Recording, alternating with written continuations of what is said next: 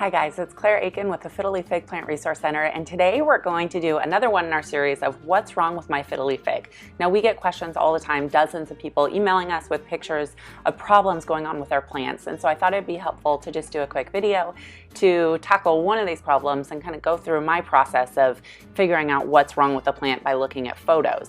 And so you can send your photos to claire@fiddleleaffigplant.com and subscribe to our channel if you want to see more videos, and like this video if it was helpful to you.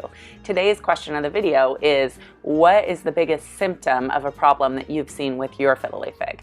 And so this question comes from Chelsea, and so today we're going to talk about her plant, and she has a couple different things going wrong with her plant. And so the first picture, you can see that there's two plants. There's actually, well, it actually looks like three trunks. So there's one main trunk, another trunk, and then a little baby plant on the side there.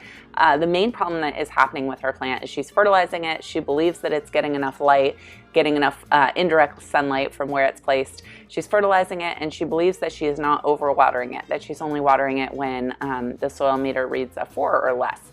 So what I'm seeing going wrong with this plant is definitely root rot, and that's kind of the first thing. So brown spots and dropping leaves, that's the key indicator root rot is happening. What's interesting, so when you look at the dropping leaves, they have big brown spots, which tells me it definitely is root rot. We don't know for sure if it's bacterial or fungal. I do suspect fungal, and I'll tell you why later, but these brown spots that are spreading, that are coming up through the veins of the plant and spreading, that is classic fungal root rot. And the fact that the leaves are dropping. What's really interesting when I look at this plant is that you can see the main plant has a lot of these kind of brown spots on it, but we actually have some good news coming from this little baby plant. So we're actually seeing new growth from the baby plant.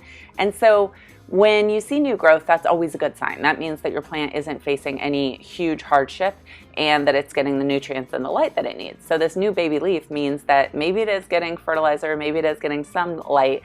But what's interesting is the baby plant is growing, but the adult plant is really, really suffering.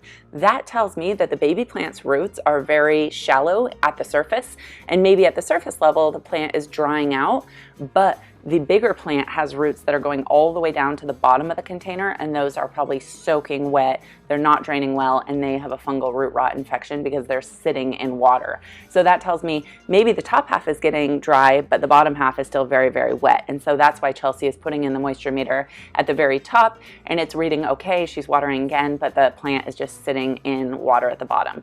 Another thing that's going on is you can see this bottom leaf here. It actually has kind of a white powdery substance on it.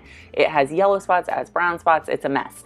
This is another indication of the fungal root rot in that the fungus is actually now growing on the exterior of the leaf, and that's that white kind of powder that you're seeing. And so this plant really needs help in a hurry. It has fungus growing on the exterior, it has these kind of yellow spots, it's dropping leaves, brown spots. What I would say for this is definitely root rot is the first thing that you're going to want to treat, and you're going to want to treat it in a hurry. So I would repot this. What I would do is do a bigger container, do the bottom third of the container with Houseplant Smart Gravel. These are these clay balls that lift up the root system, allow airflow, make it almost impossible for root rot to occur, and then do the top 2/3 in our Fiddle Leaf Fig plant soil. That is super, super fast draining. It allows for airflow. The Fiddle Leaf Figs love it, and root rot is really, the risk of root rot is really mitigated using this light, fluffy, well-draining soil. The next thing I would do is remove all of the damaged leaves. It's unfortunate, but these are not going to recover, and especially this one with all of the mildew and the fungus on it, it could spread that disease. And so remove all of the really damaged leaves, repot it.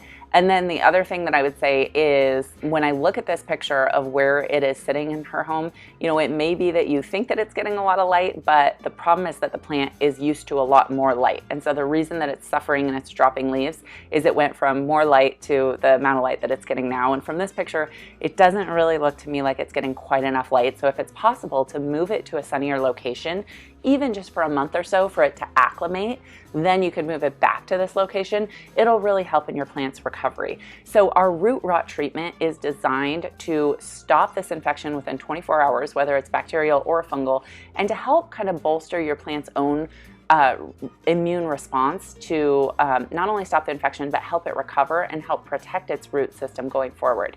So I would definitely add to your regimen of the fertilizer the root supplement treatment. You can use them at the same time. You do 1 teaspoon each per plant, just mix it into the water it, and it will stop the infection, and it'll really help your plant kind of turn around and give you the best chance for recovery. And then finally, I would say when you do use your soil meter, before you water, stick it down deeper, because that big plant has very, very deep roots, and you want to see how wet it is at the bottom. You know, you could stick it on the top, stick it halfway down, try to stick it even farther down to really gauge how wet it is at every level of the soil, and make sure you only water when it's a 4 or less, maybe halfway down. I hope that's helpful. If you have any questions about your plant, send us the pictures and I'll go through the process of trying to diagnose and give you the best advice to have your healthy and happy Fiddle Leaf Fig.